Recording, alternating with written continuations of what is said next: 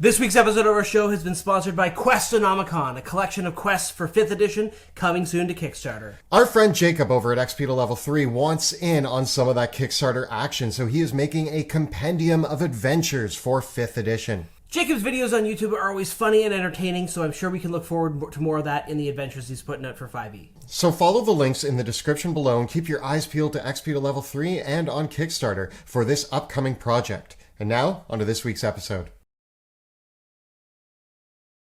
Greetings! My name is Monty Martin. And I'm Kelly McLaughlin, and we are the Dungeon Dudes. Welcome to our channel where we cover everything D&D, including advice for players and guides for Dungeon Masters. We upload new videos on Tuesdays and Thursdays, so please subscribe to our channel so that you never miss an episode. Today, we're taking a look at the optional class features introduced in Tasha's Cauldron of Everything for Barbarians, Fighters, and Monks. There were new features added to every single class in the game, and we are going to be looking at those in a 4-part series. So this is going to be part 1 of that series. We're going to discuss how these features augment the base class, whether or not these features are just added in or ones that you can swap out for, and how we feel overall they impact the class, and whether or not we find them useful. Some classes got a big boost, but others not so much. But there's still a few gems in there for everybody. There's a lot to discuss, so let's get rolling. Let's kick things off with the Barbarian. The Barbarian gains 2 new features in Tasha's Cauldron of Everything that are automatically added. You don't need to swap out anything, you just get these. The first one being Primal Knowledge. This ability allows you at 3rd and 10th level to gain another skill proficiency. They need to be ones from the list available to the Barbarian at 1st level. Then at 7th level, all Barbarians can take Instinctive Pounce. When you enter your rage as a bonus action, as part of that same bonus action, you can move half your speed. Because Barbarians also got their fast movement at an earlier level, this means that a standard 30-foot speed Barbarian gets the fast movement boost to 40 feet, so their speed is so they can move 20 feet as a bonus action when they enter their rage, letting you cover 60 feet of movement if you need to when you kick off that combat with your rage. I think that these 2 abilities, although both relatively minor, are both extremely useful, and you're going to see the impact of them throughout the entire game as a Barbarian. I mean, Barbarians really aren't known for being skill users.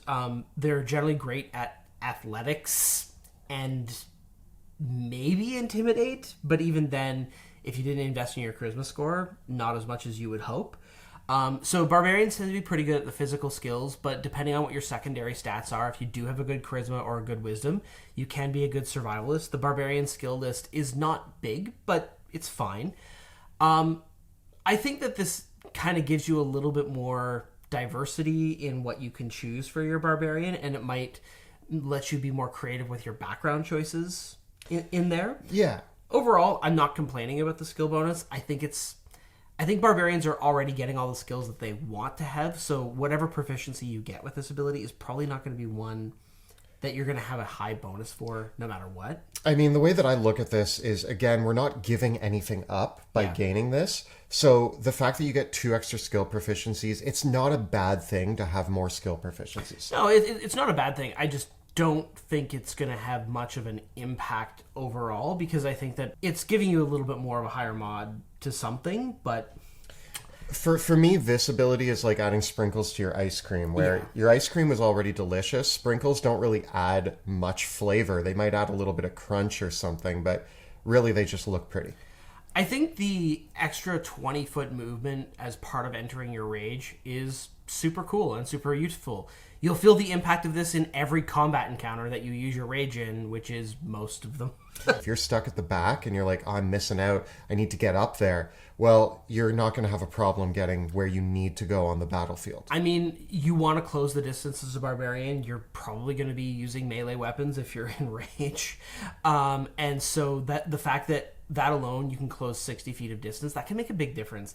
Especially because Barbarians do have advantage on their initiative checks by this level thanks to their danger sense.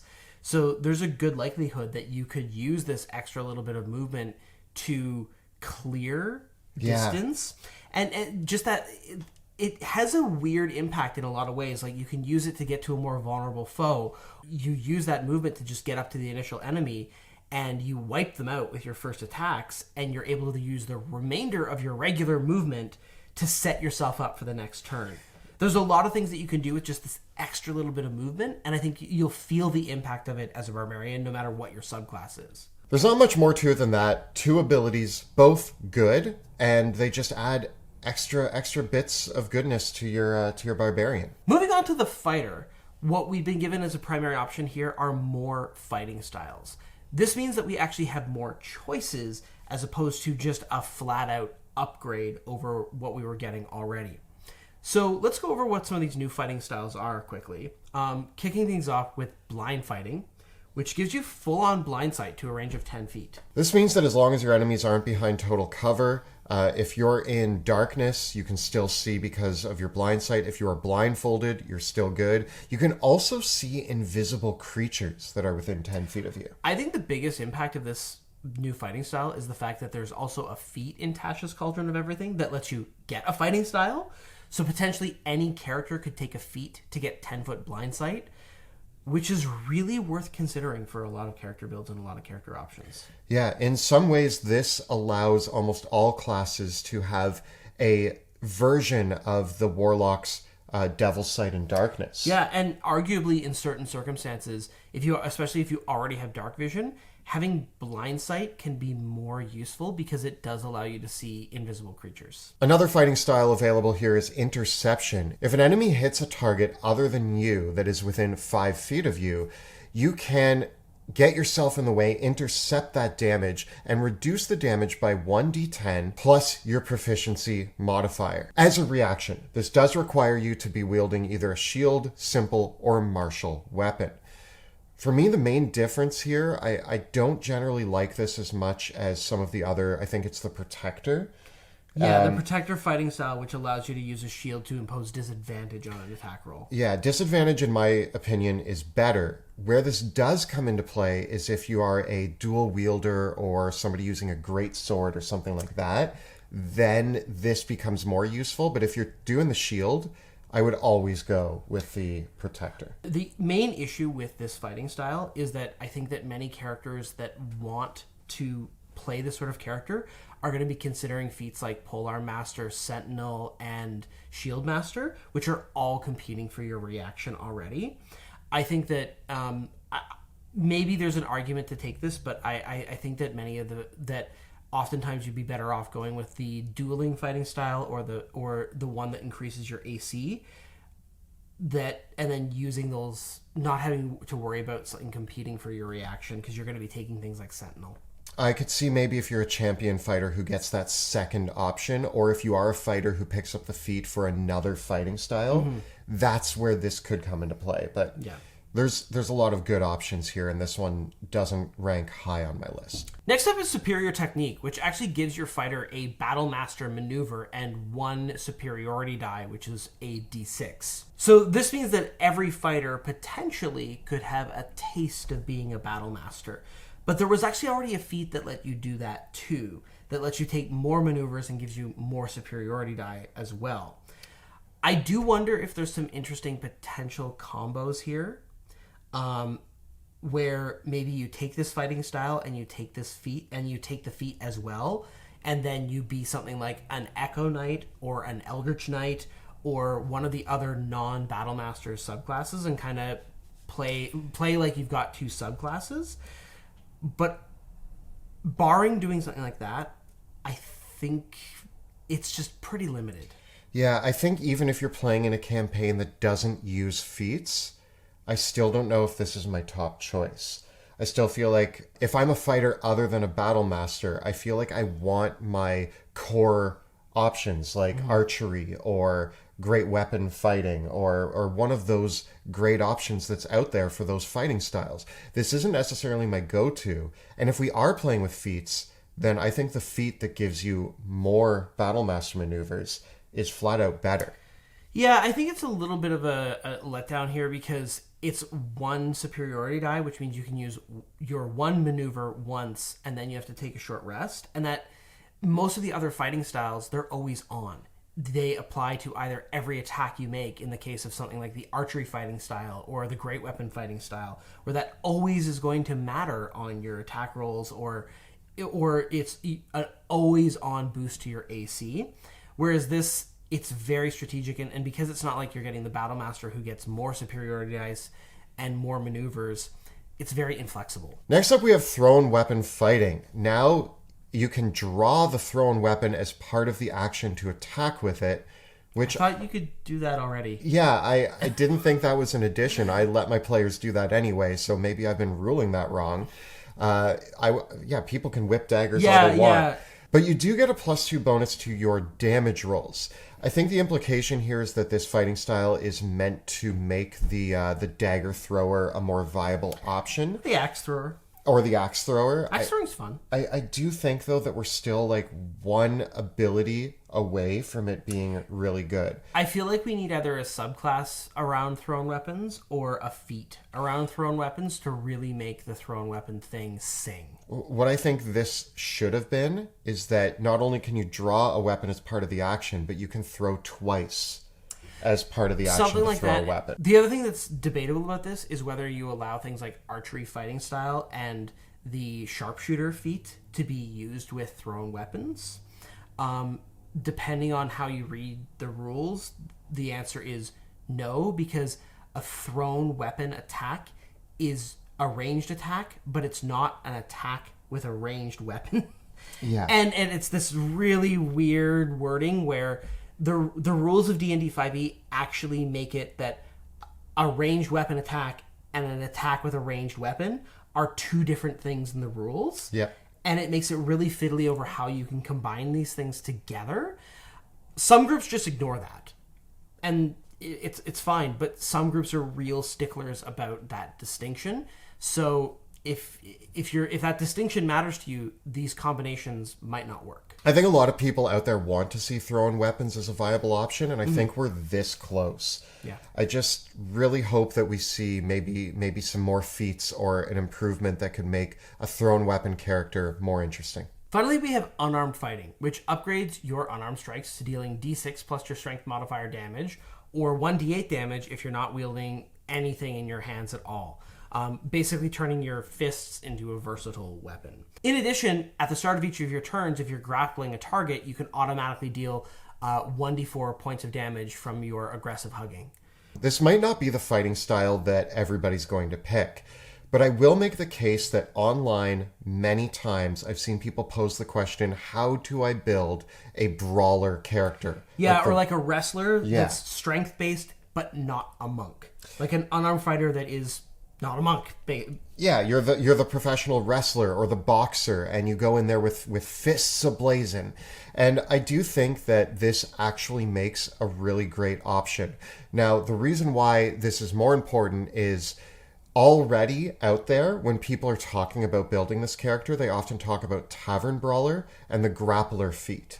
Now, it should be noted that this fighting style overlaps with a portion of Tavern Brawler, but it makes it better. It makes your fists even more potent in combat. Tavern Brawler also lets you grapple as a bonus action when you attack on your turn, which pairs really nicely with that ability to deal an extra 1d4 damage. Yeah, and then Grappler gives you advantage on attack rolls against any creature that you are grappling, and also gives you the option to pin them and restrain them. I actually don't know if I would actually do the pin, because the pin actually restrains you as well. But the fact that you can grab somebody, get advantage on attacks against them, and get that, squeeze them for that extra 1d4 point of damage, I think there's an interesting battlefield controller sort of build here that maybe it's not the strongest thing in the world, but I think it's probably a lot of fun. I can see you like going up to the bigger bad guy on the battlefield, grappling them. You're now holding them, getting advantage, punching them, and doing an additional 1d4 as you squeeze them. Yeah. It's highlighting this build that people wanted to play. If you're not into this build idea, then this isn't the fighting style for you. But for those of you who've been asking, where's my wrestler, my brawler, you now have this option. Fighters also gain another feature called Martial Versatility. It comes online at 4th level, but it applies every time that your character would gain an ability score increase or a feat.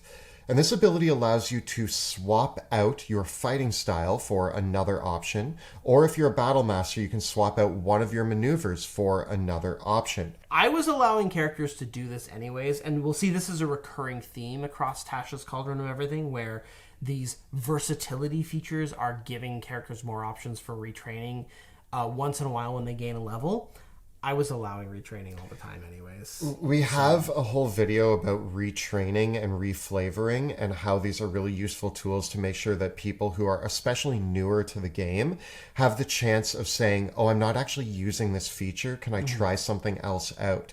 And we as DMs like to do that for our players, because if they're not having fun, then really what's the point? So we are happy to see this in text form to say, hey, we're now telling you you can do this. But we've been doing it for a while, so this isn't news to us. Yeah. Finally, 7 new Battlemaster maneuvers were introduced in Tasha's Cauldron of Everything. Some of these offer some new options as reactions. Some of them actually allow you to expend superiority dice to add to your ability checks, which is quite interesting. My first read of these ones, nothing really excited me. No, I still want to go to my staples that you can check out in our Battlemaster Maneuver video where we ranked them. And we might do a follow-up video, but we found that this was very specific to a certain subclass. So it doesn't really encapsulate all fighters. And thus, we're not going to cover them in detail in this video. But overall, there's some neat options, but not options that I would take above my favorites like Trip Attack. Yeah, I think that Brace, which is the one that allows you to use your reaction when someone approaches you, which is basically Polearm Master's reaction as a maneuver, and the Grappling Strike could potentially be interesting.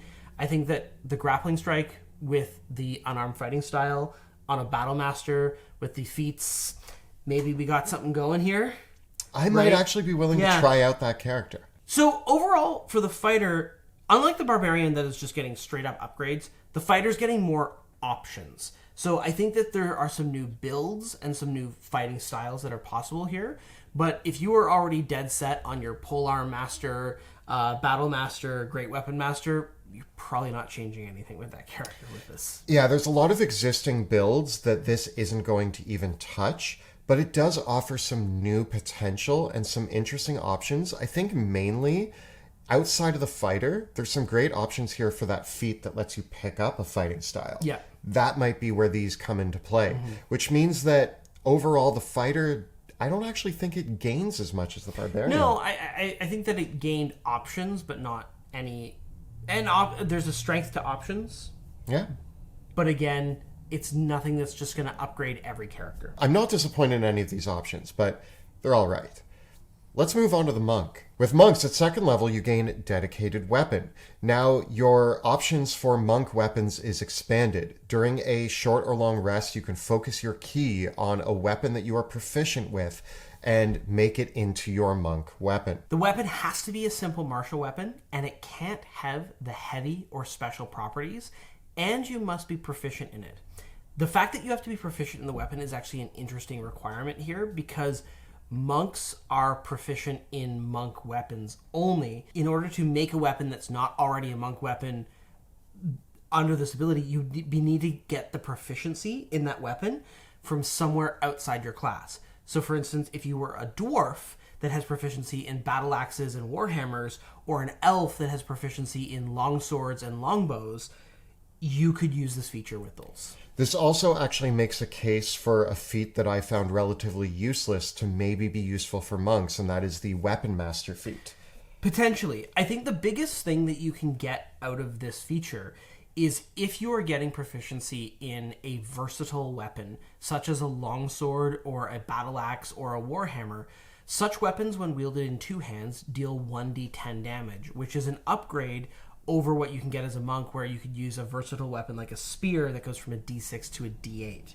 So this gives you a damage upgrade, provided you're able to grab your proficiency somewhere else in this weapon. Yeah, it is a little niche in its application for what weapons you'll have access to, and you might need to fiddle around with figuring that out, but there is a potential for damage upgrades here. My initial thought was of this of like, oh, an elf with a longbow, but a longbow is a heavy weapon.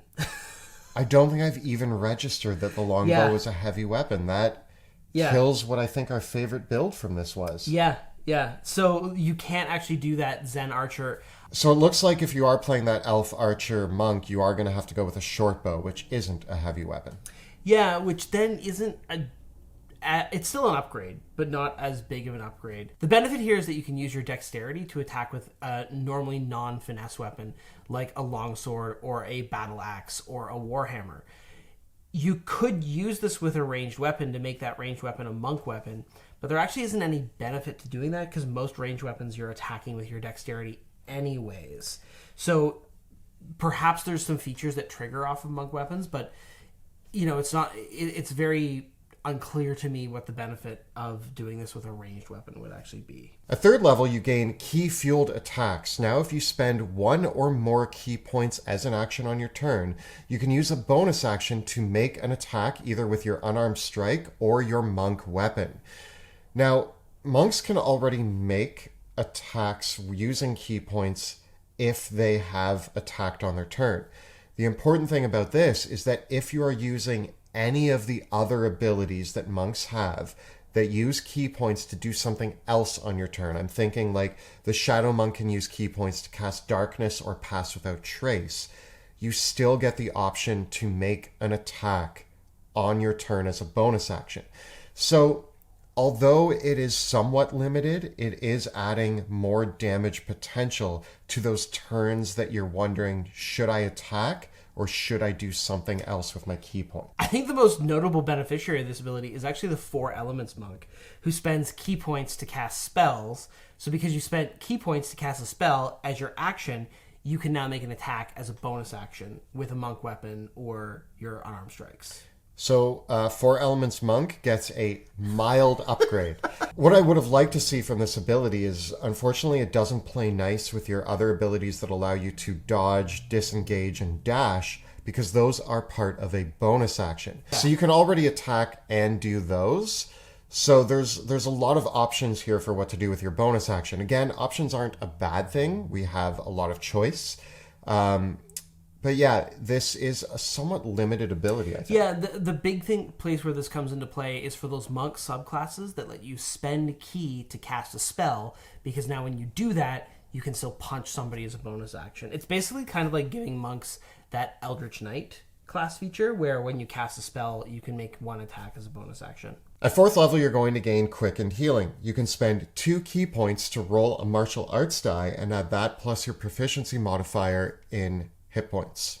This is an action, so technically using this ability works with the previous ability. So you can heal yourself for a bit and then punch somebody as a bonus action.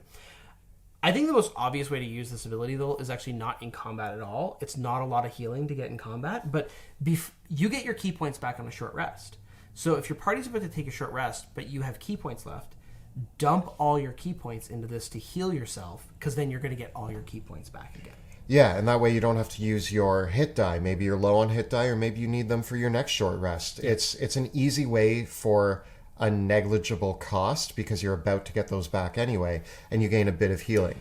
But I think in combat, if you're down to 4 hit points and you use this ability and blow 2 ki points to bring yourself up to 8 hit points, then you're still probably going down if you get hit again. So it's not enough healing for me to think that it's going to be my first choice for use. But I do think your option is the best use of this. Yeah, if you could use this to heal somebody else, if you could use this as a reaction or something like that, but it's an action, you can only heal yourself. I think the best use of it is outside of combat before a short rest.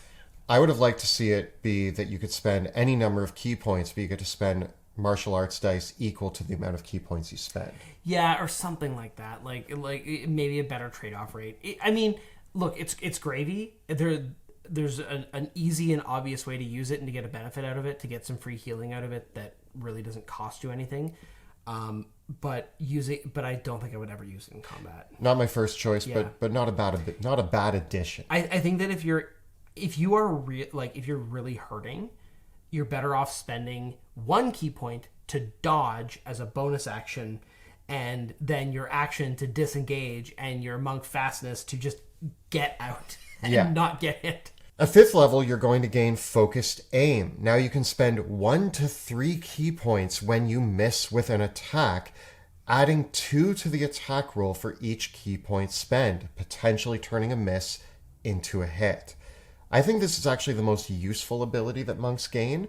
I will say, though, that in most cases where you're going to spend 3 key points to turn your miss into a hit, or you could spend 1 key point to Flurry of Blows and get that additional attack in, it might be more beneficial to not use the 3 key points and just bank on the 1. However, I do think if something needs to die and this could be the punch that ends the battle, then maybe it's worth it. I agree. I think that it's probably worth spending 1 key point if you miss by an attack by 2, because that's turning that miss into a definite hit. Yeah. Right? But because, again, monks can Flurry of Blows and spend 1 key point to make 1 additional attack than they would normally gain.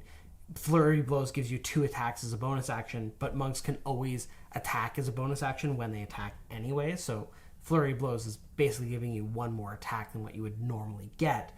So because monks have that kind of exchange rate on their key points already, you gotta be doing something special to make this. If the enemy is going to escape, and unless your attack hits and you get that one last opportunity to stun them with Stunning Strike or something like that. Because, if you use this all the time, I think you would be wasting your key.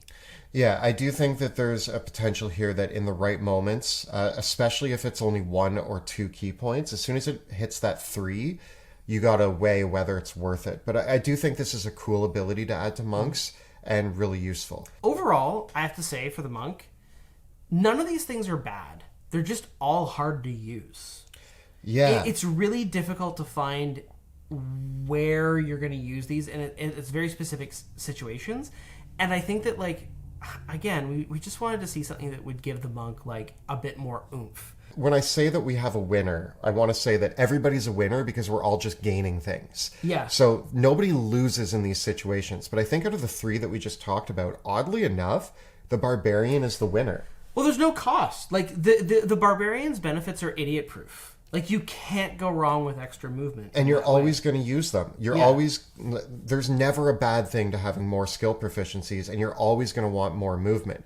Whereas the fighter, you're gaining options that you may or may not use and might not even be useful for you. And with the monk, you're gaining a series of abilities that kind of compete with the already existing abilities, and you have more options, which again, not bad. But I think that in this case, the Barbarian is when you ordered a plate of 10 chicken wings and you got 11 chicken wings. Yeah. And the other 2 are you ordered a plate of chicken wings and you get the carrot and celery sticks with it. And somebody at the table is going to be like, do you mind if I eat these carrot and celery sticks? And you're like, go for it. They're all yours. And they're happy. But some people are going to just totally ignore those carrot and celery sticks. And let's face it, it's not like you're the blue cheese dip is always better with the wings than it is with the crudité. Yeah, we're not. I mean, thanks for giving us vegetables, but we wanted the wings. Yeah, yeah. And I think it's very apt in saying it's like with the Barbarian, you ordered 10 chicken wings and got 11 because it's 1 more chicken wing. That's awesome, but it's still only 1 more chicken wing. Yeah, it's that moment where you look and you count them and you go, oh, they gave me an extra one. That's nice. And that's about it. Now, these added features are all just going to be basically your extra vegetables or your 1 more chicken wing. We're not breaking any player classes here. So again, we're happy either way. And I would say, actually, to stretch the metaphor a little bit, the fighter, it's not that you got more chicken wings or got extra carrots and celery. It's like you showed up at the restaurant and they're like, oh, it turns out we actually have 7 more sauces for you. Which sauce would you like? Right. Yeah, right. So, and it's that type of thing where it's like you can't really tell, what's the difference between the citrus mesquite and the mesquite orange. Like what?